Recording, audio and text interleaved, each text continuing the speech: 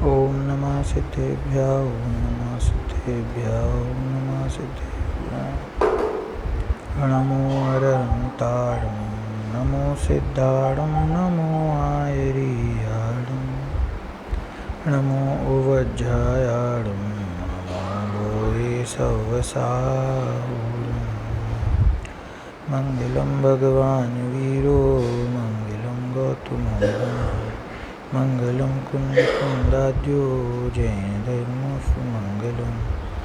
सर्वमंगलमांगल्यं सर्वकल्याणकारकं प्रधानं सर्वधर्माणां जैनं जयतु शासनम्। नमः समयसाराय स्वानुभूत्या चकासते चित्स्वभावाय भावाय सर्वभावान्तरच्युते।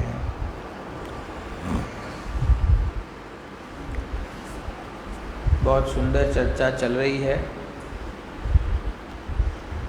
समयसार ग्रंथाधिराज सर्व विशुद्ध ज्ञान अधिकार की 320 गाथा, उस 320 गाथा की आचार्य जयसेन की टीका जयसेनाचार्य देव ने 320 गाथा तक, मतलब जो कि उनके ग्रंथ में 343 नंबर है, वहाँ तक लगभग मोक्ष अधिकार गिना है। और आचार्य अमृतचंद्र देव की टीका में वो सर्व विशुद्ध ज्ञान अधिकार में वो टीका आई है। 320 गाथा के अंदर, जैसा कि हम विगत 2 दिनों से चर्चा कर रहे हैं, एकमात्र अपने अकर्ता स्वभाव की चर्चा है। अकर्ता जब वस्तु को कहा जाता है तो अकर्ता कहने का अर्थ ये होता है कि जब सभी परद्रव्य, परभाव, भेद और पर्यायों का यह जीव अकर्ता है तो फिर इसका स्वभाव क्या है? कहते हैं इसका स्वभाव तो जानना देखना है ना। अकर्ता जब कहते हैं तो अकर्ता से अकर्ता तो ग्रहण करना ही, लेकिन अकर्ता का अर्थ होता है कि जब इसका काम करने का नहीं है तो फिर क्या काम है कि जानना और देखना वो इस जीव का स्वभाव है। जानना और देखना वह इस जीव का लक्षण है और वही कार्य ये जीव करता है। जानने देखने के अलावा और कोई दूसरा कार्य इसका है नहीं, है ना। देखिए, आज थोड़ा सा हम शास्त्र की पंक्तियों से, गुरुदेव श्री के प्रवचन की पंक्तियों के आधार से आगे बढ़ेंगे कि अपनी चर्चा अभी तक ये हुई, इसमें से ये टीका मेरे पास है। क्षायिक ज्ञान भी निश्चय से कर्मों का अकारक तथा अवेदक ही है। वैसा होता हुआ शुद्ध ज्ञान परिणत जीव क्या करता है? तो कहते हैं कि जानता है। किसको जानता है? बंध और मोक्ष को जानता है। मात्र बंध मोक्ष को नहीं, अपितु शुभ अशुभ रूप कर्मोदय को तथा सविपाक अविपाक रूप से और सकाम अकाम रूप से 2 प्रकार की निर्जरा को भी जानता है ना। ये बात कल के प्रवचन में, शाम के प्रवचन में चली थी। तो क्या कहना चाह रहे हैं यहाँ पे आचार्य देव कि ऐसा जो शुद्ध ज्ञान परिणत जीव है, और जब हमने ये सिद्ध किया कि वह बंध और मोक्ष को करने वाला नहीं है, तो वास्तव में तो उसमें सब कुछ ग्रहण हो गया। फिर भी उसका थोड़ा सा विस्तार कर दिया कि मात्र बंध और मोक्ष कोई नहीं, बल्कि शुभ और अशुभ अनेक प्रकार का कर्म का उदय है, उसको भी शुद्ध ज्ञान परिणत जीव सिर्फ जानता है। सिर्फ कर्म के उदय कोई नहीं, बल्कि सविपाक और अविपाक 2 प्रकार की निर्जरा है, अथवा दूसरे शब्दों में कहा जाए तो सकाम और अकाम 2 प्रकार की निर्जरा है। उसको भी यह शुद्ध ज्ञान परिणत जीव जो है, जिसकी दृष्टि अपने स्वभाव में स्थिर हुई है, जिसने अपने स्वरूप का अनुभव किया है, जिसने त्रिकाली ध्रुव को जान लिया है, ऐसा जीव सबको बस जानता ही है, किसी भी कार्य को, किसी भी परिणति को, किसी भी कर्म को करने वाला अब नहीं रह गया। करने वाला तो पहले भी नहीं था, पर पहले उसको ये बात स्वीकार नहीं थी। अब जब उसको अनुभव हुआ तो उसको स्वयं का अकर्तृत्व स्वभाव ख्याल में आया। तो देखो, ज्ञानी को ख्याल में आया, इसीलिए ज्ञानी की महिमा करते हैं। लेकिन वास्तव में जो ज्ञानी की महिमा है वो तो वास्तव में अपने त्रिकाल ज्ञान स्वभाव की महिमा है। और जो त्रिकाल ज्ञान स्वभाव की महिमा है वो वास्तव में अपने त्रिकाली ध्रुव भगवान आत्मा की महिमा। कि किसका स्वभाव है? यह कर्तृत्व स्वभाव, कि मेरा स्वभाव है। कैसा स्वभाव है? कि त्रिकाल स्वभाव है, ये कभी भी नहीं बदलने वाला स्वभाव है। तो ऐसा स्वभाव तो अनादि अनंत जानने देखने रूपी है। और ऐसे स्वभाव की दृष्टि जिस जीव की हुई तो उसकी परिणति में शुद्धता प्रकट हुई। तो अब वो शुद्धता रूप से परिणमित हुआ जीव, जिसकी दृष्टि में अपना शुद्ध स्वभाव आ गया, अब वो भी, क्योंकि उसने अपने स्वभाव को जान लिया ना, तो वो भी बंध और मोक्ष को करता नहीं है, मात्र जानता है। शुभ अशुभ कर्म को करता नहीं है, मात्र जानता है। सविपाक अविपाक निर्जरा को करता नहीं है, जानता है। और सकाम काम निर्जरा को भी जानता है। कल इसका खुलासा आया। शुभ और अशुभ कर्म को, जैसा जैसा कर्म का उदय आए, कभी जीव को अशुभ कर्म का उदय होता है, कभी शुभ कर्म का उदय होता है, तो उसको जानता है।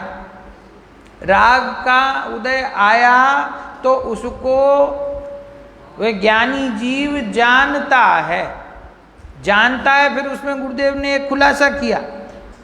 अभी तो हम ये बात करें कि उसको करता नहीं है, उसको जानता है ना।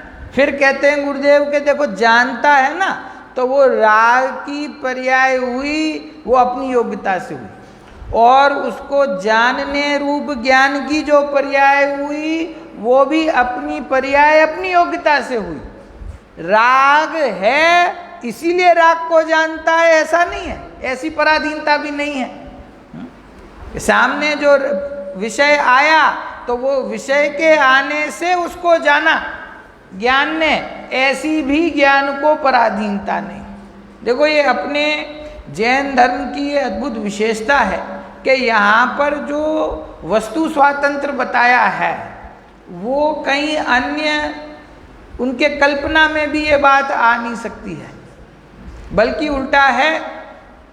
आपने कभी सुना हो कि ज्ञे के कारण से ज्ञान होता है। गुरुदेव कहते हैं ना, ज्ञे छे माटे ज्ञान थाय छे एम नथी, ज्ञेय थी ज्ञान थाय छे एम नथी। ज्ञे से ज्ञान होता है ऐसा नहीं है, ज्ञे सामने है इसीलिए ज्ञान हुआ ऐसा नहीं है। क्यों?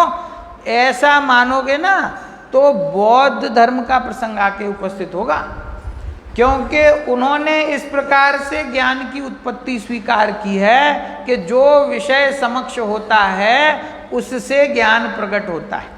उनका एक सिद्धांत है, उसको कहते हैं तदाकार और तदुत्पत्ति।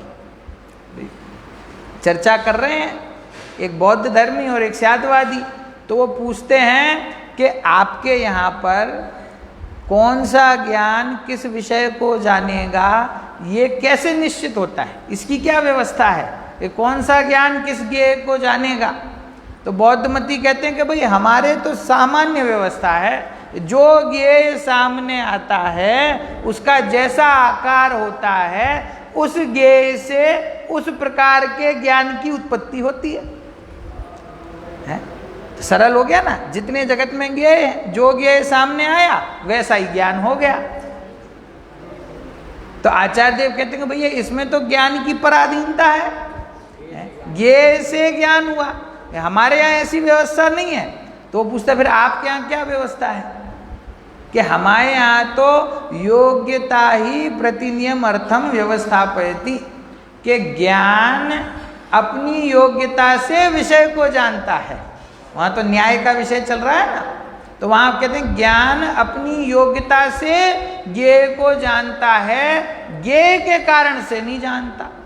तो उन्होंने कहा कि योग्यता का अर्थ क्या, ये तो हम नहीं जानते, योग्यता मतलब क्या होता है। तो उन्होंने कहा जिस विषय संबंधी ज्ञान के आवरण का क्षयोपशम होता है, उस विषय को ज्ञान जानता है, वो विषय सामने उपस्थित हो या ना हो, इससे कोई फर्क नहीं पड़ता। तो ज्ञान की अपनी योग्यता है। अभी देखो ये बात तो आगम की है, जो मैंने अभी कही, न्याय की बात है। ये तो अन्य मत को ज्ञान की स्वतंत्रता समझाई कि कर्म का क्षयोपशम होगा जिस पदार्थ संबंधी, उस पदार्थ को ज्ञान स्वयं अपनी योग्यता से जानेगा।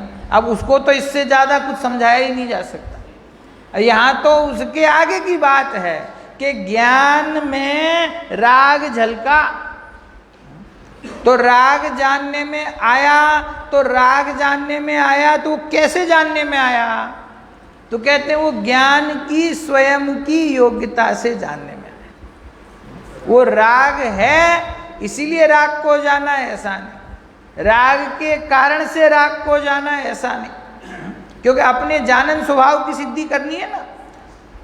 तो अपना जानने रूप स्वभाव कैसा है कि वो स्वतंत्र है, वो स्वतंत्र है और वो समर्थ है। समर्थ का मतलब समझे कि वो विषय सामने आएगा तभी उसको जानेंगे। ज्ञान में ऐसी पराधीनता नहीं है, ज्ञान तो स्वयं उसको जानता है।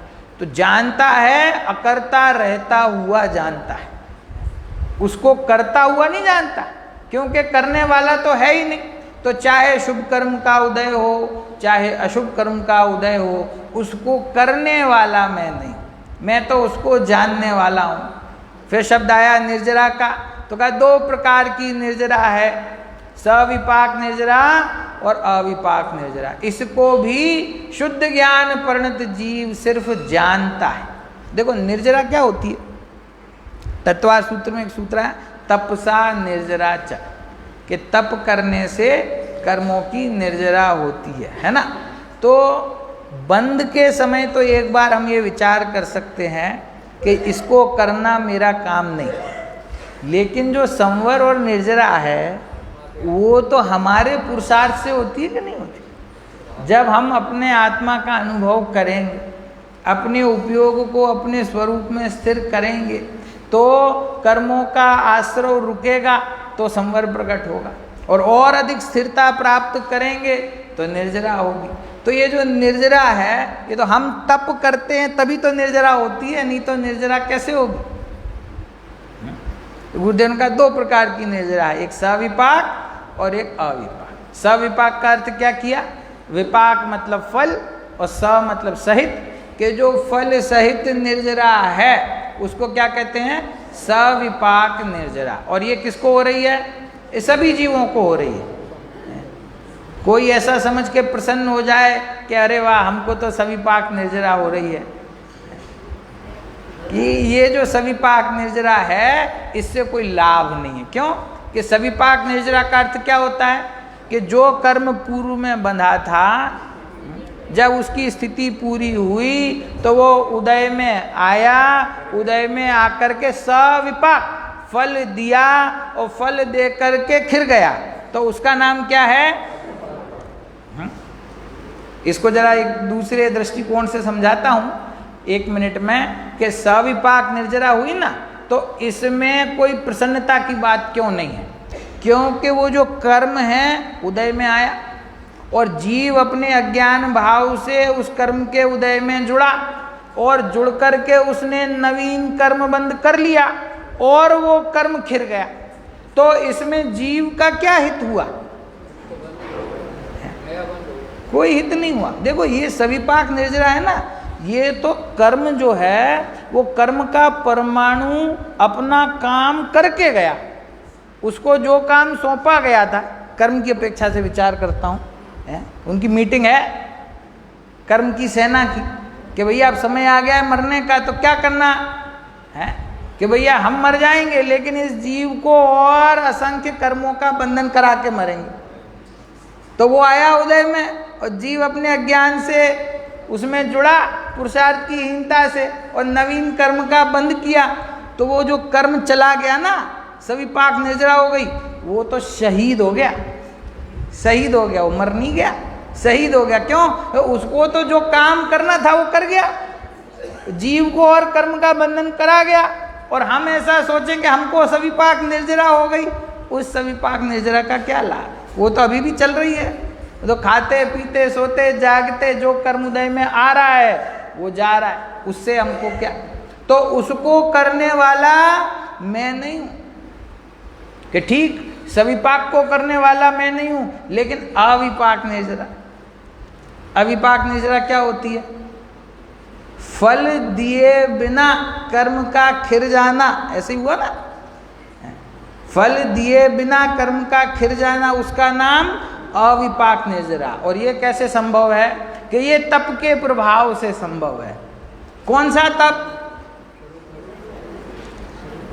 ये बाह्य तप जिसको आप समझते हो ना कि निर्जरा का कारण है, ये बहुत स्थूलता से इस सूत्र का अर्थ किया जाता है कि तपसा निर्जरा चा, कि 10 लक्षण में 10 दिन का उपवास किया तो तप हुआ, और ये तप किया तो इससे कर्मों की निर्जरा हुई। ऐसा इसका अर्थ नहीं है। स्वरूपे तपनम प्रतपनम इति तपः, स्वरूप में तपना, स्वरूप में स्थिर होना, उसका नाम तप है। ये शरीर को भोजन नहीं देना, एक बार देना, उसका नाम तप नहीं है। तो ये जो तप किया तो तप से निर्जरा हुई, स्वरूप की स्थिरता प्राप्त की, तो उससे कर्म की, कर्म उदय में आया, लेकिन उसने फल नहीं दिया। फल दिए बिना वो कर्म खिर गया, उसका नाम क्या है? अविपाक निर्जरा। तो मेरा प्रश्न है कि अविपाक निर्जरा को करने वाला तो ज्ञानी है कि नहीं है? अविपाक तो मेरे पुरुषार्थ से अविपाक निर्जरा होती है ना। तो कह रहे हैं कि देखो, पर्याय की अपेक्षा से विचार करने पर अथवा प्रमाण की अपेक्षा से द्रव्य गुण पर्याय सहित अखंड वस्तु का विचार करने पर यह बात सही है कि हमारे पुरुषार्थ से, जीव के पुरुषार्थ से, सम्यक दर्शन ज्ञान चारित्र पूर्वक किए गए पुरुषार्थ से अकाम निर्जरा होती है। लेकिन यहाँ पे अभी उसकी चर्चा नहीं है, यहाँ पे अभी उसका प्रकरण नहीं है। यहाँ पर तो पर्याय मात्र से रहित ध्रुव त्रिकाली पारिणामिक वस्तु की बात है कि उसका त्रिकाल स्वभाव कैसा है। कहते उसका स्वभाव जानने रूप है, तो जानते जानते थोड़ा शुद्ध भाव को तो करता होगा ना, अशुद्ध भाव को नहीं मानते, लेकिन शुद्ध भाव को तो जीव करता है। तो कहते हैं देखो, जो जब एक बार कह दिया कि उसका स्वभाव जानने रूप है, जानने रूप है, जानने रूप है, तो इसका अर्थ है कि जानने के अलावा और कुछ करना उसका स्वरूप नहीं। देखो, दूसरे द्रव्यों में हमें कभी शंका होती है, पुद्गल द्रव्य है, कल हमने बात की थी, तो पुद्गल द्रव्य का लक्षण क्या है कि स्पर्श रस गंध वर्ण। तो ये अनादिकाल से पुद्गल द्रव्य है, वो स्पर्श रस गंध वर्ण रूप परिणमन कर रहा है। कभी ऐसा नहीं होता कि थोड़ा सा, थोड़ी देर के लिए गति हेतु रूप परिणमित हो जाए, थोड़ी देर के लिए स्थिति हेतु रूप परिणमित हो जाए, ऐसा संभव? वो अपने स्वभाव को कभी छोड़ता ही नहीं। कोई भी द्रव्य जगत में कभी भी अपने स्वभाव को छोड़ता ही नहीं। तो अपने स्वभाव को छोड़ता नहीं, इसीलिए अपने स्वरूप में स्थित है और सुरक्षित है। ऐसे ही जीव द्रव्य कभी अपने ज्ञान स्वभाव को छोड़े तो वो अन्य शुभाशुभ कर्म रूप परिणमित हो, राग रूप परिणमित हो, उसका कर्ता बने, उसका भोक्ता बने, परंतु कभी अपने स्वभाव से च्युत होता ही नहीं, कभी अपने ज्ञान स्वभाव को छोड़ता ही नहीं। तो छोड़ेगा नहीं तो कर्ता कैसे बनेगा विकार का? कि साहब विकार का कर्ता तो नहीं बनता, पर अविकारी भावों का तो कर्ता बनता है। कि देखो, जो अविकारी भाव है ना, वो भी नवीन प्रकट होने वाला भाव है। वो विकार की अवस्था दूर हुई तो अविकारी अवस्था प्रकट हुई, कर्म बंधन की अवस्था दूर हुई तो मुक्ति की अवस्था प्रकट हुई, रागादि विकारी भाव दूर हुए तो शुद्धता प्रकट हुई। तो ये सब अशुद्धता का दूर होना, विकार का दूर होना, कर्म बंधन का दूर होना, अब इसको करने वाला कौन है? ये किसके पुरुषार्थ से होती है? पुरुषार्थ कौन करता है? हमको इतना उपदेश दिया जाता है कि पुरुषार्थ करो, पुरुषार्थ करो। ये पुरुषार्थ करता कौन है? त्रिकाली ध्रुव भगवान आत्मा पुरुषार्थ करता है कि परिणति पुरुषार्थ करती है?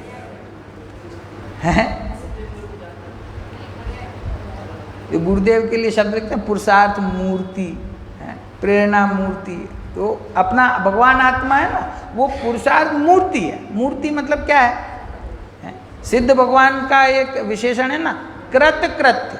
क्या विशेषण है? कृत कृत्य। क्या मतलब होता है इसका?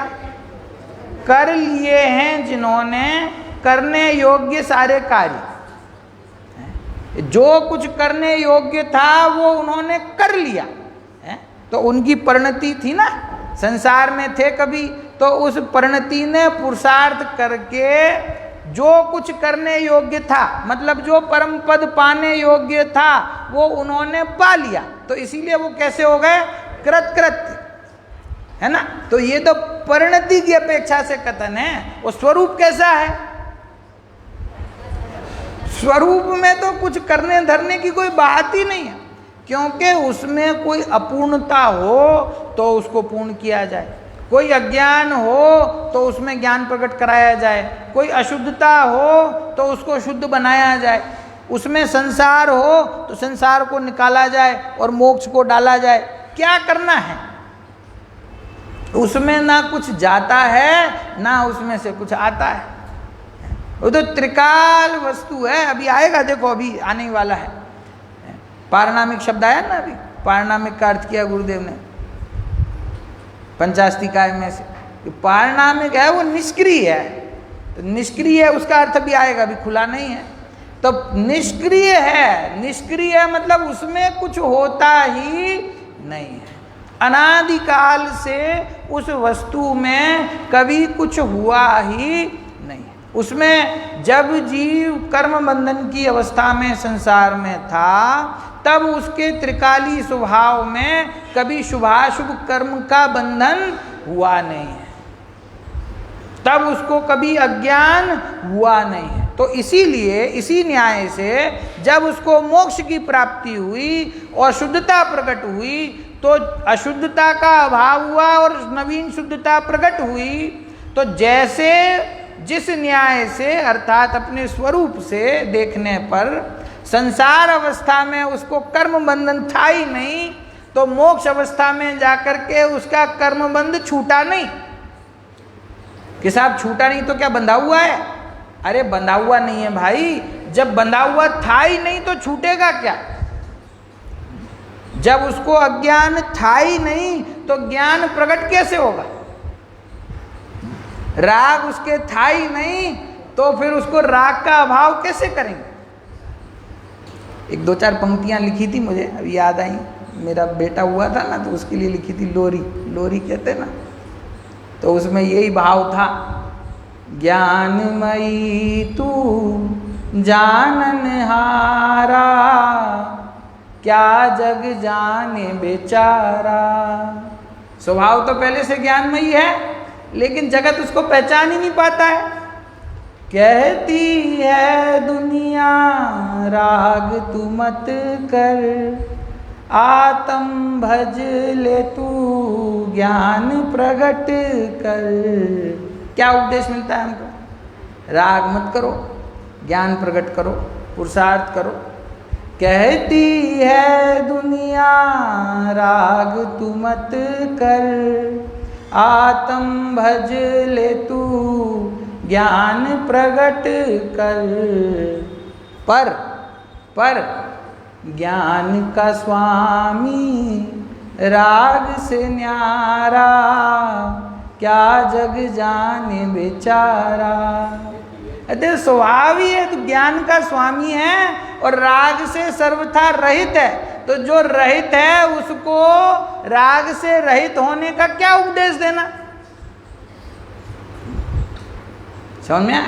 देख, प्रसंग और याद आ गया मुझे कि जब विवाह हुआ मेरा तो फेरे पड़ते हैं, तो पंडित जी जो थे वो जरा अध्यात्म से दूर थे, मेरे से उनका कोई परिचय नहीं रहा होगा, तो वो साथ वचन दिलाते हैं ना, तो बोले कि साहब वचन लो कि आप कभी भी शराब नहीं पियोगे। तो सब हंसने लग गए कि आप क्यों हंसते हो? कि बोले पंडित जी आप जानते नहीं हो, जो आपसे बड़े पंडित जी हैं, आप इनको कौन सा नियम दिला रहे कि शराब नहीं पिएंगे, हैं? कि जिन्होंने अशुद्ध भोजन का, भक्ष्य का जन्म से त्याग कर रखा है, उनको शराब नहीं पिएंगे ये कहें तो कैसा लगेगा? तो ये ऐसी बात है कि त्रिकाली ध्रुव वस्तु जो है वो शुद्ध स्वभावी है, उसको कहते हैं कि भैया तू राग का त्याग कर दे। कि भैया कहाँ से त्याग कर दे? जब ग्रहण ही नहीं किया तो त्याग कहाँ से करते हैं उसका? कि भैया तू अपने में थोड़ा ज्ञान तो करो, भैया थोड़ा स्वाध्याय करो, थोड़ा अपने अंदर कुछ ज्ञान प्रकट करो। कि भैया ज्ञान का स्वयंभू रमण समुद्र हूँ मैं क्या ज्ञान नया प्रकट करूँ? तो फिर ये कौन ज्ञान प्रकट करता है? कि देखो, जिस परिणति को अपने अंदर ज्ञान प्रकट करना हो वो मेरे पास आ जाए, जिसको अपने अंदर शुद्धता प्रकट करनी हो वो आकर के मेरे चरण छुए तो उसको शुद्धता प्रकट हो जाएगी। क्यों? मैं तो शुद्ध स्वरूप हूं, मुझे कोई शुद्धता प्रकट करनी नहीं है। देखो, एक तो द्रव्य अपना सामान्य स्वभाव है और एक वर्तमान समय की पर्याय है। हमारा कितना बड़ा अविवेक है कि जो मैं त्रिकाल स्वभाव में हूँ उसको तो हम आज तक स्वीकार नहीं कर पाए, और जो एक हमेशा अपनी दृष्टि एक समय की पर्याय में चलने वाले भावों पे होती है, और हम वास्तव में अपने आप को उसी रूप मानते हैं। तो सच्ची बात कहूँ कि अपने को आज तक कभी द्रव्य स्वरूप माना ही नहीं, पर्याय स्वरूप ही माना। जो पर्याय में दीनता, हीनता, पामरता, विकार, दोष दिखाई दिया तो फटाफट मान लिया कि मैं ऐसा हूँ। लेकिन उससे भिन्न उसी समय वर्तमान में जो त्रिकाल शुद्ध वस्तु है, जो मैं हूँ, जिसमें कभी कोई अशुद्धता आती नहीं, उसको आज तक स्वीकार नहीं किया। अब पूरा का पूरा उपयोग केंद्रित है परिणति पे, और प्रयत्न भी जो करता है वो सब करता है परिणति में, और फल चाहता है कि मुझे शुद्धात्मा मिल जाए। तो शुद्धात्मा कैसे मिलेगा? शुद्धात्मा को प्राप्त करने के लिए मैं शुद्धात्मा हूं पहले स्वीकार तो कर। जब अपना शुद्धात्म स्वभाव का स्वीकार होगा तभी वो प्रकट होगा।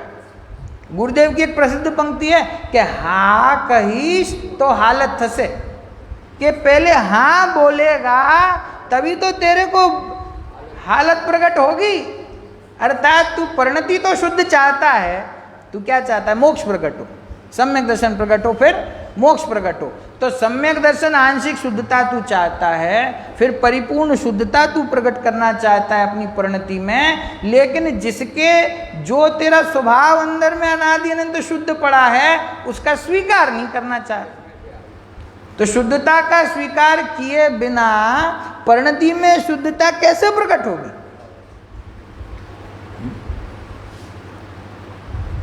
अगर हमारा त्रिकाल स्वभाव रागादि के कारण, शुभाशुभ कर्म के कारण अशुद्ध हो जाता तो परिणति ध्यान किसका लगाती, आश्रय किसका लेती? आज वर्तमान में हम ऐसा विचार करें कि हमें सम्यक दर्शन प्रकट करना है, क्या करें कि साहब आत्म ध्यान लगाओ। तो आंख बंद करके बैठे आत्म ध्यान लगाने, तो अंदर में देख रहे हैं आत्मा कैसा अनुभव में आ रहा है कि साहब हमको तो मिथ्या दृष्टि अज्ञानी पापी आत्मा दिख रहा है अंदर। तो मिथ्या दृष्टि अज्ञानी पापी आत्मा दिखेगा तो सम्यक दर्शन प्रकट होगा। विकारी आत्मा के आश्रय से अविकारी दशा प्रकट होगी।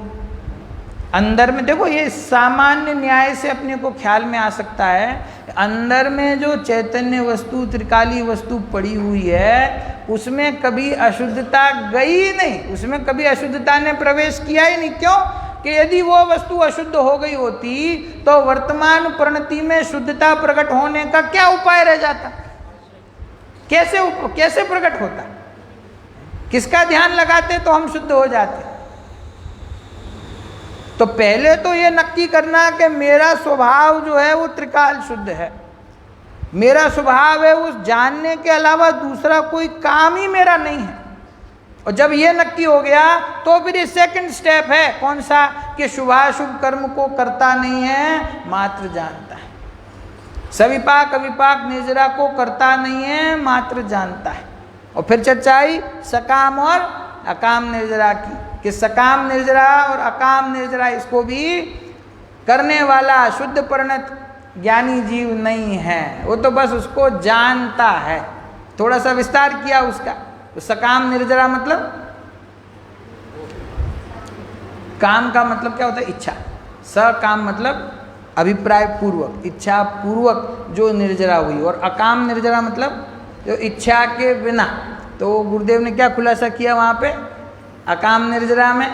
कि वो कर्म का उदय आता है और उसको भोगने की इच्छा तो नहीं है, लेकिन फिर भी उदय तो आया है, तो वो तो निर्जरा हो जाती है उसकी उदय में आकर के।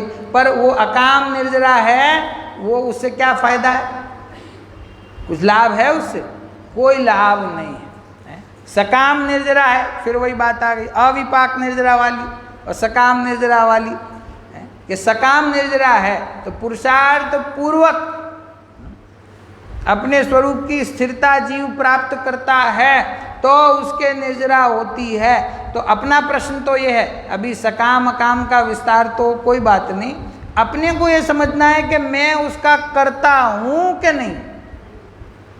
जिस वक्त मेरे पुरुषार्थ से कर्म की निर्जरा होती है उस समय मैं उसका करता हूं कि नहीं। तो देखो अपने को यहाँ पे अगर कोई कंफ्यूजन हो तो इसमें एक बार अपने को ख्याल में आ जाए कि जिनवाणी में जो चर्चा है, एक तो श्रद्धान के विषय की, दृष्टि के विषय की चर्चा है और एक ज्ञान के विषय की चर्चा है। तो ये भेद अपने को बराबर ख्याल में रहे ना तो कभी कोई शंका नहीं हो सकती। एक ज्ञान का विषय है, प्रमाण का विषय है, और एक अपने दृष्टि का विषय है। यहाँ पे किसकी चर्चा चलती है? दृष्टि के विषय की चर्चा चलती है। तो दृष्टि के विषय की चर्चा में वो प्रमाण की चर्चा को याद करोगे, सोगानी जी साहब कहते हैं घोटाला हो जाएगा। क्या कहते हैं? घोटाला हो जाएगा। वो कहते हैं जब एक चक्र की बात चल रही हो, एक वस्तु की बात चल रही हो, एक धर्म की बात चल रही हो, तो उसमें दूसरी अपेक्षा घुसाने से घोटाला हो जाता है।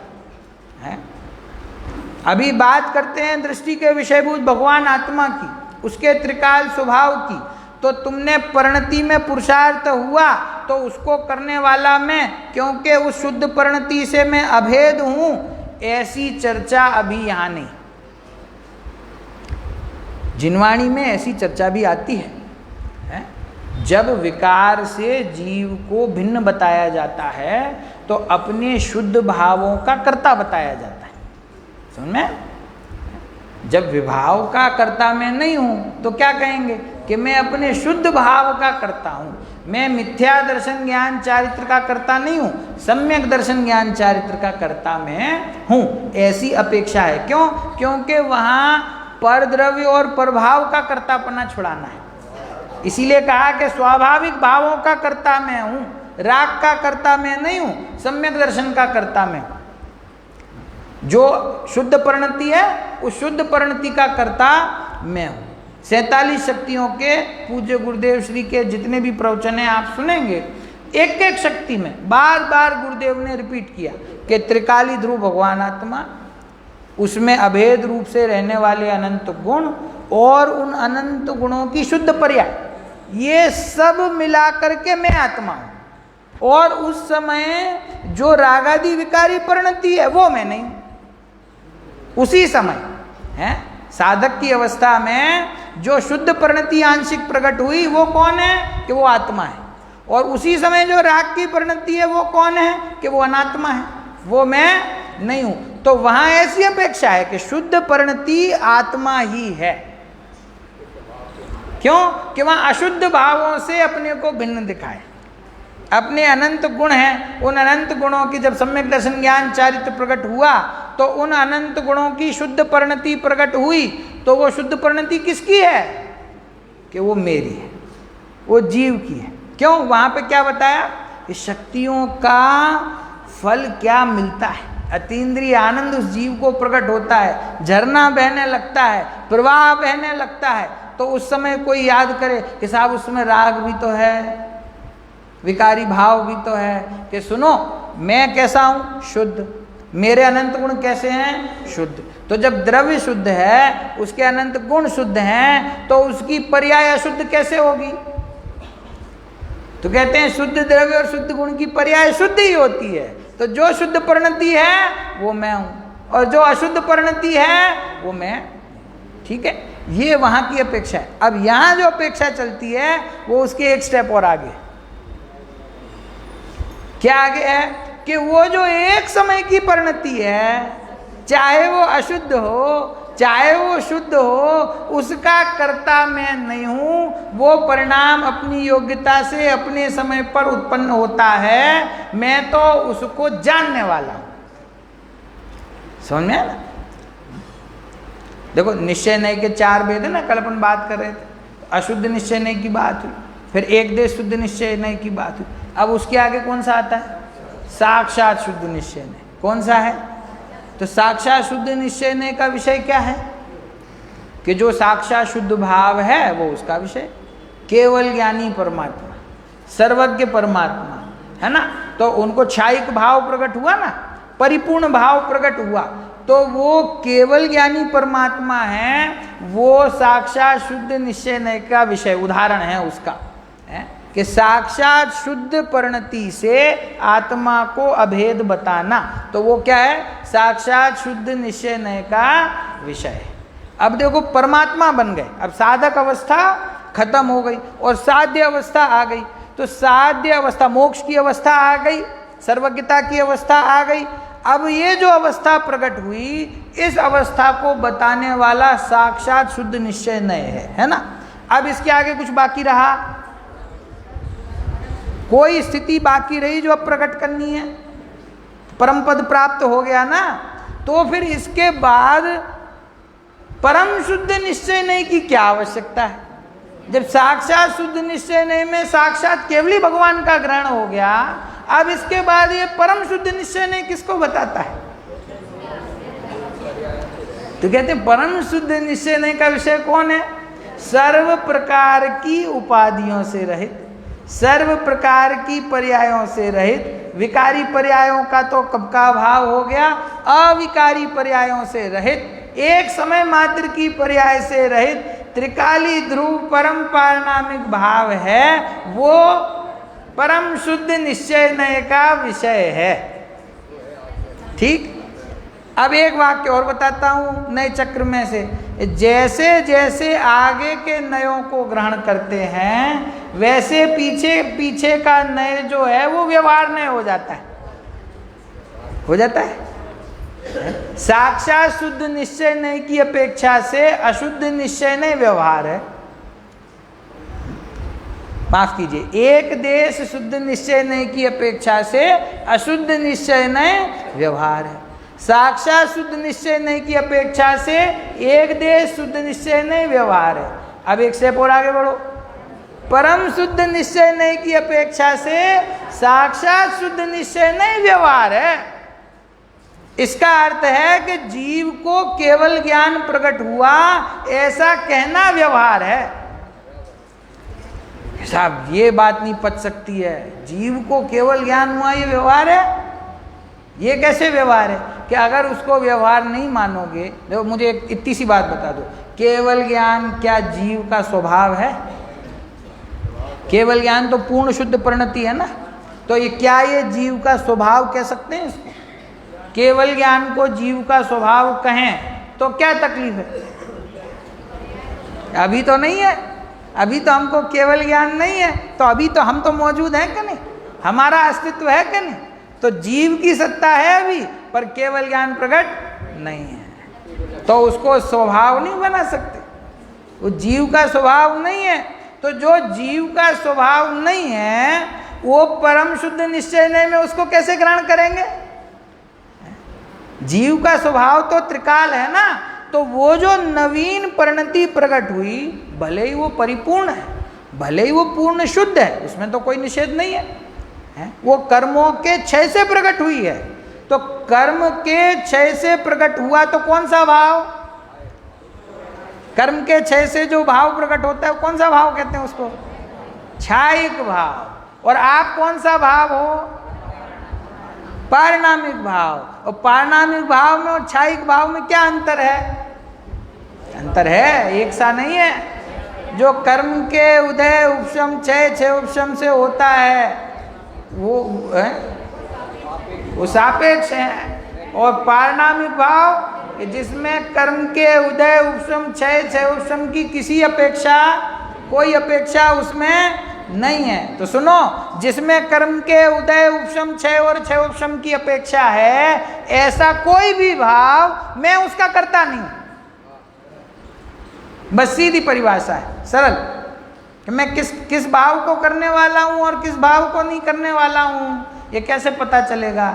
कि जिसमें उदय उपशम क्षय उपशम की अपेक्षा है, ऐसा कोई भी भाव, भले ही वो राग का विकारी भाव हो, और भले ही वो सम्यक दर्शन का भाव हो, और भले ही वो केवल ज्ञान का भाव हो, इन समस्त भावों को करने वाला मेरा त्रिकाली ध्रुव भगवान आत्मा नहीं है।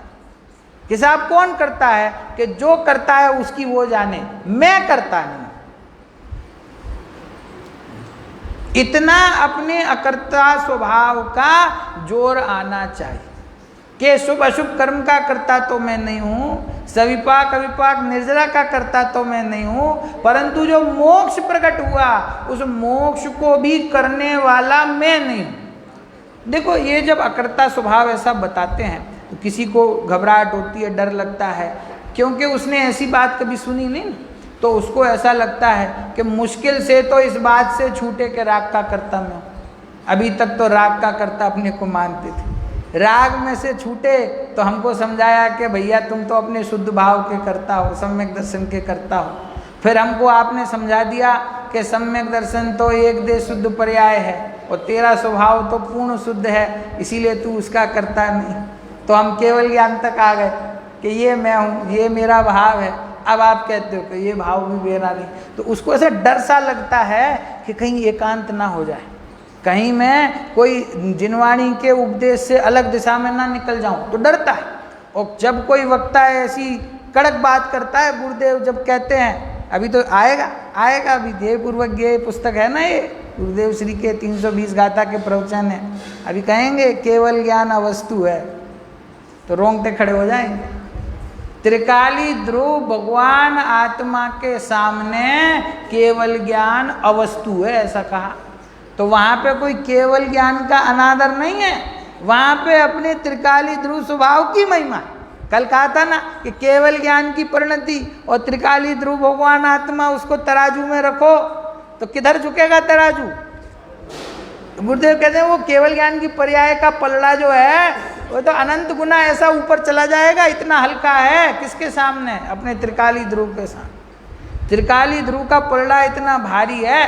अरे केवल ज्ञान की पर्याय जो है एक समय की, वो तो ज्ञान गुण की तो पर्याय है, एक समय की है। और तेरा ज्ञान गुण तो त्रिकाल है, और ज्ञान गुण तेरा त्रिकाल है। ऐसे एक दो नहीं, अनंत गुण तेरे अंदर पड़े हुए हैं। एक एक गुण की ऐसी अनंती पर्याय हो रही हैं। तो उस केवल ज्ञान की महिमा करना कि केवल ज्ञान जिसकी पर्याय है, ऐसे ज्ञान गुण की महिमा करना कि ऐसे अनंत गुणों का स्वामी जो मैं हूं उसकी महिमा करना।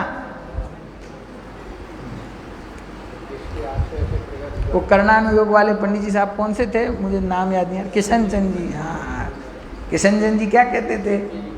टिलटिली ना है, अपने त्रिकाली ध्रुव स्वभाव के सामने ये केवल ज्ञान की जो पर्याय है, टिलटिली मतलब तिनके बराबर भी उसकी कीमत नहीं है।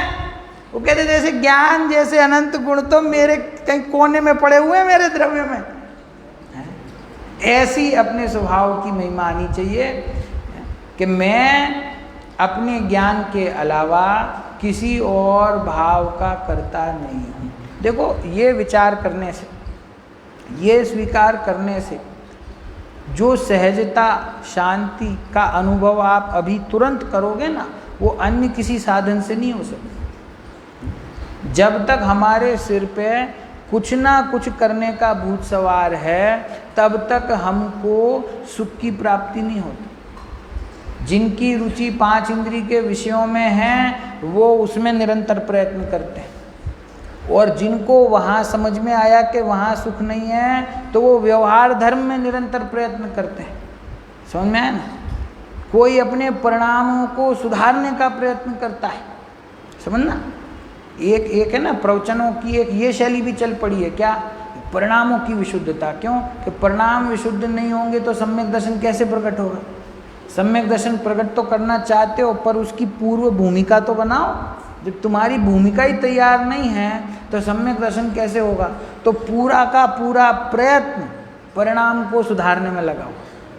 अब वो ये भूल जाते हैं कि उस परिणाम को करना मेरा काम है कि नहीं, और वो परिणाम मेरे करने से होता है कि नहीं।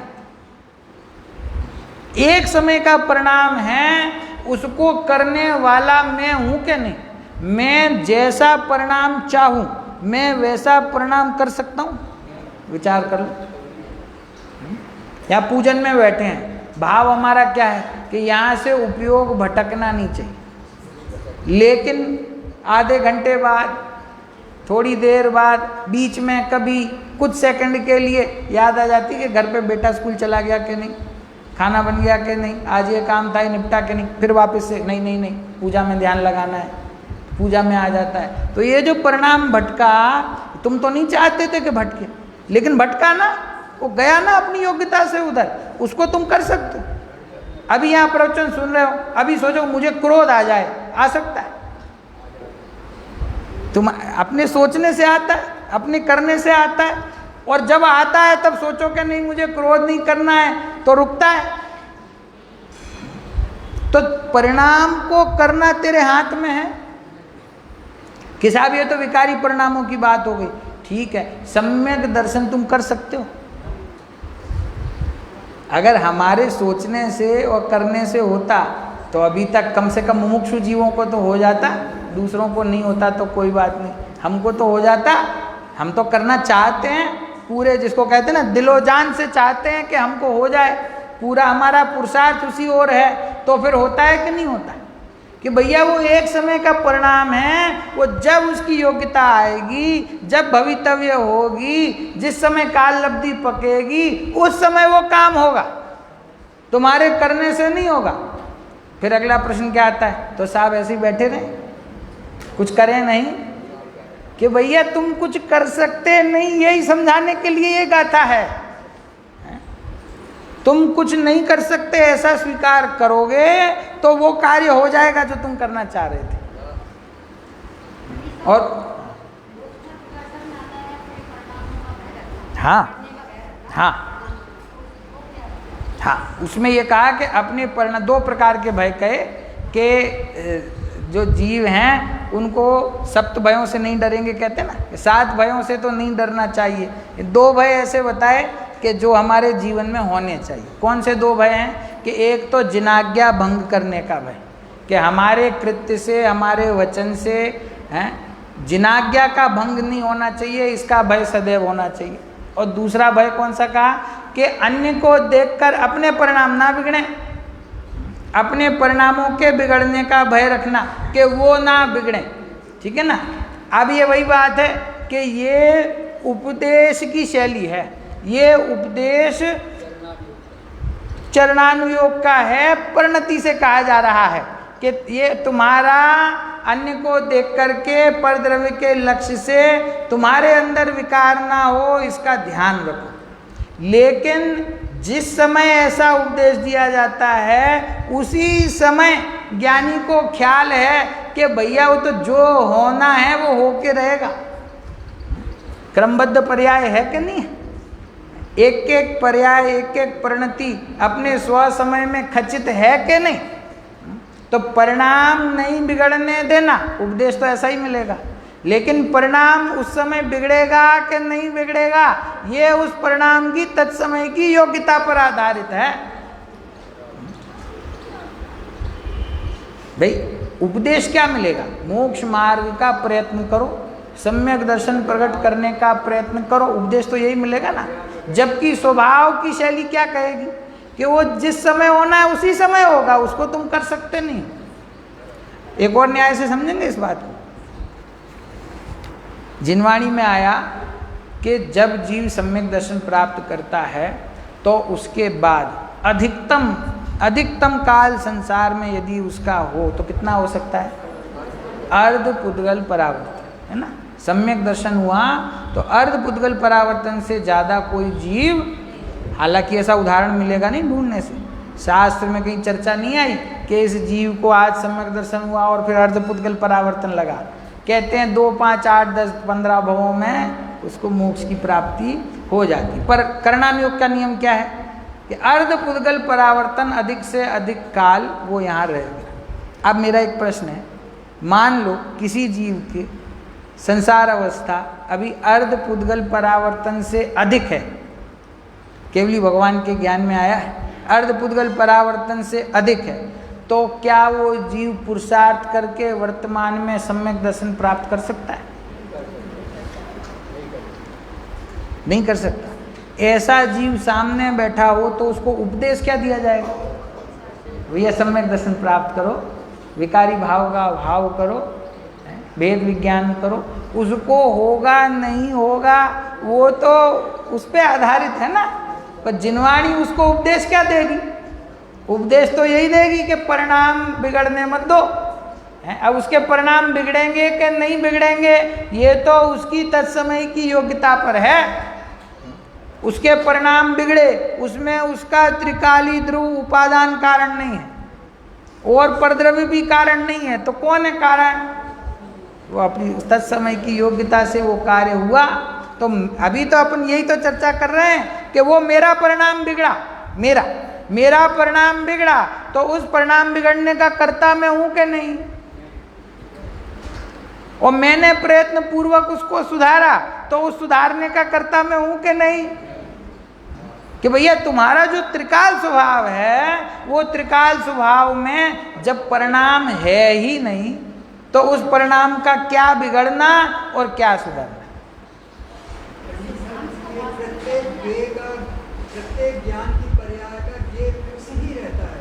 हाँ, वो तो अनादिकाल से फिक्स ही है। हाँ, इसलिए अपन उसको चेंज तो कर ही नहीं सकते। हाँ, ज्ञान के ज्ञेय को कोई बदल नहीं सकता। वो तो जो ज्ञान की पर्याय है उसमें क्या जानने में आएगा वो तो सर्वज्ञ भगवान के ज्ञान में आ गया ना।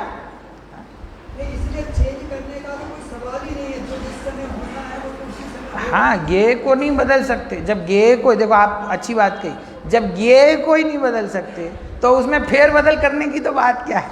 ज्ञान में क्या विषय बनेगा उसको नहीं पलट सकते, तो उस जो वस्तु में कुछ फेर बदल तो कैसे कर दो? उस पर्याय को फेर बदल कैसे कर दो? आप कुछ कह रहे थे?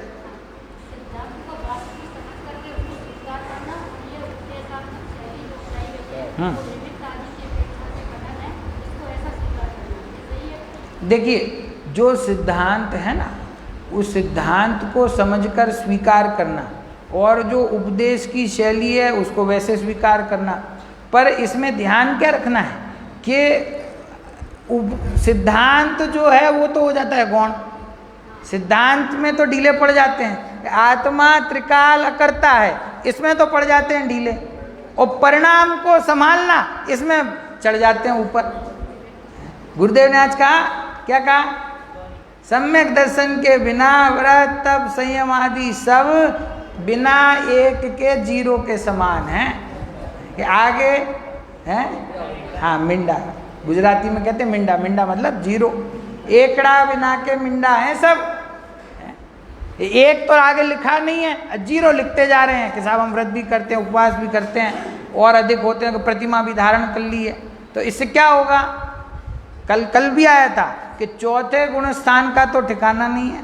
और 5वें और 6वें के योग्य भूमिका को अभी पकड़ लेते हैं और समझते हैं कि मैं धर्म मार्ग में आगे बढ़ गया। तो जहाँ स्वरूप ख्याल में नहीं आया, ज्ञानानंद स्वभाव ख्याल में नहीं आया, अकर्ता स्वभाव की अनुभूति नहीं हुई, ऐसा जीव जब व्रतादि करता है ना, देखो व्रतादि में तकलीफ क्या है?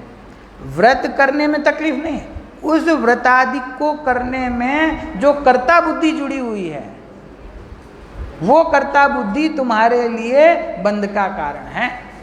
एक बहुत कठिन वाक्य बोलता हूँ, सर्वशुद्ध ज्ञान अधिकार में ही है समय सार में, कि हिंसा, झूठ, चोरी, कुशील, परिग्रह इत्यादि 5 पाप को करते समय जो कर्म का बंध होता है, और इनके विपरीत अहिंसा महाव्रत, सत्य महाव्रत, अचौर्य महाव्रत, अपरिग्रह महाव्रत इत्यादि महाव्रतों को पालन करते समय जो बंध होता है, उन दोनों का कारण एक ही है।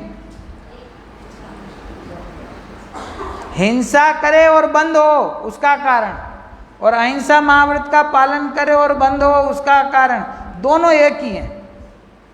उतरेगी गले से नीचे, एक ही कारण है दोनों का। क्या कारण है? अध्यवसाय। क्या कारण है? अध्यवसाय अर्थात कर्ता बुद्धि। मारने वाला सोचता है कि मैं इसको मार सकता हूँ, और बचाने वाला सोचता है कि मैं इसको बचा सकता हूँ। ये जो कर्ता बुद्धि है, ये इस जीव को बंध का कारण है। अब ये बात समझ नहीं आती। हिंसा तो छोड़ देता है, पर अहिंसा में तो मजा आता है ना। अहिंसा परमो धर्म। किसी जीव की हमने रक्षा करी तो हमको ऐसा लगता है कि हमने धर्म किया, लगता है कि नहीं लगता? जबकि उसकी रक्षा करने का जो भाव है, उस भाव के पीछे जो कर्तापना की बुद्धि है, वो मिथ्यात्व है और वो कर्मबंध का कारण है। ये बात जब समझ में आएगी ना, तो विकार और अविकार दोनों का कर्तापना छूट जाएगा। क्यों? कर्तापने का अभिप्राय ही बंध का कारण है। तुम्हारी कोई क्रिया जो है वो बंध का कारण नहीं है। बंध अधिकार में बहुत सारे उदाहरण दे दिए। पहलवान का उदाहरण दिया ना, पहलवान व्यायामशाला में, धूल से भरी हुई व्यायामशाला में व्यायाम कर रहा है। अब उसको जो धूल के कण चिपकते हैं, उसका कारण क्या है? स्निग्धता जो है। एक पहलवान ने तेल लगाया हुआ है तो उसको धूल चिपक रही है, और एक ने नहीं लगाया हुआ है तो उसको नहीं चिपक रही है। तो धूल चिपकने का कारण क्या है ना? विस्तार में जाएंगे तो फिर बहुत हो जाएगा। तो समझने वाली बात क्या है कि परिणामों को सुधारना ये उपदेश की शैली है। लेकिन देखो, परिणाम के सुधरने का उपाय भी क्या है?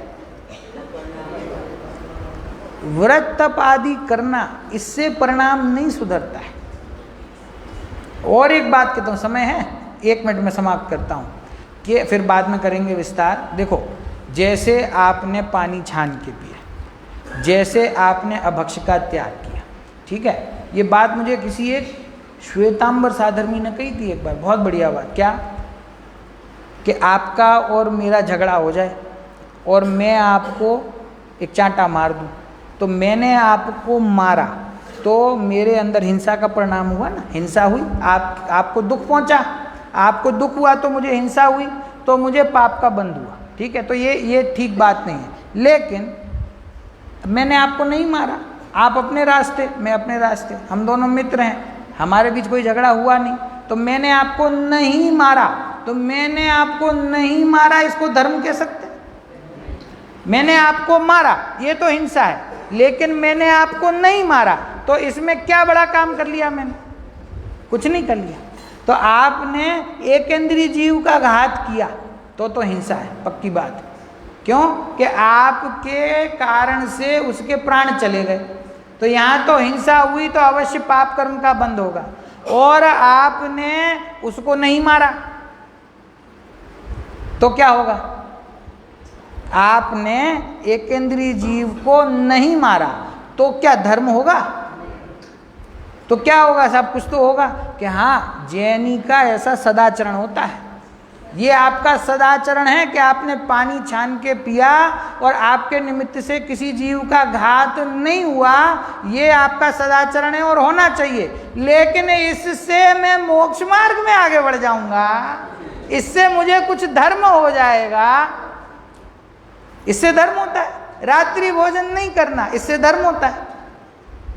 इससे आत्मा के स्वरूप में मतलब उन्नति कैसे प्राप्त होगी? इसमें गुणस्थान की श्रेणी में आगे बढ़ जाएंगे। मिथ्यात्व गुणस्थान में खड़े हैं। ऐसा कौन सा उत्कृष्ट प्रकार का शुभ भाव मैं करूं कि मैं मिथ्यात्व से आगे बढ़ के चौथे गुणस्थान में आ जाऊं? है कोई तो होगा ना ऐसा भाव बढ़िया, मुनिराज के जीवन में होगा कोई ऐसा शुभ भाव। आप बताइए मुझे कि ये भाव करने से मिथ्यात्व में से उठ के चौथे गुण स्थान में आ जाते हैं। ये जो शुभ भाव है, अगर इसमें अंश मात्र भी धर्म होता तो हमारे गुण स्थान में वृद्धि होनी चाहिए ना। अनादिकाल से उसी गुण स्थान में है और अभी भी उसी गुण स्थान में है, और उपाय अभी भी क्या कर रहे हैं? वो शुभ भाव का उपाय कर रहे हैं और सोचते हैं कि मैं चौथे गुण स्थान में पहुंच जाऊं। कैसे पहुंचेगा? जाति अलग है, बहुत सही कहा आपने। ये शुभ भाव है वो बंद है, शुद्ध भाव है वो मोक्ष का कारण है। और चर्चा यहाँ पे तो है कि किसी भी भाव का कर्ता मैं नहीं हूं। अपने स्वभाव में आके बैठे तो बाकी सारा झंझट अपने आप छूट जाएगा, और अपने स्वभाव को भूल जाता है तो फिर उसके जीवन में एक के बाद एक घटनाएं दुर्घटनाएं घटती रहती हैं। चलिए विशेष चर्चा